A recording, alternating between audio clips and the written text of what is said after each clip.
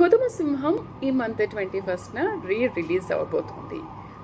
రిలీజ్ల పండగ వచ్చినప్పటి నుంచి ఫ్యాన్స్ మామూలు ఫెస్టివల్ చేసుకోవట్లేదు. ఆగస్ట్ 9th 1990న కొదుమ సింహం రిలీజ్ అయింది.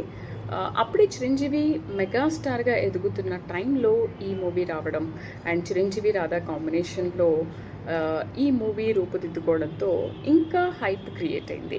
వీళ్ళిద్దరి కాంబినేషన్లో చాలా మూవీస్ వచ్చాయి అండ్ వీళ్ళిద్దరి కాంబినేషన్ కూడా అదుర్స్ అని అప్పటి నుంచి చాలా టాక్. అయితే ఎందుకు సడన్గా ఈ మూవీని ఇప్పుడు రిలీజ్ చేస్తున్నారు 21st అంటే 4K టెక్నాలజీతో దీన్ని మళ్ళీ మోడిఫై చేశారు అని అంటున్నారు. సో 4K టెక్నాలజీతో కొదమ సింహం రిలీజ్లో ఎలా ఉంటుందని చెప్పి ఫ్యాన్స్ కూడా ఒక్కటే ఆతృతగా ఎదురు చూస్తున్నారు.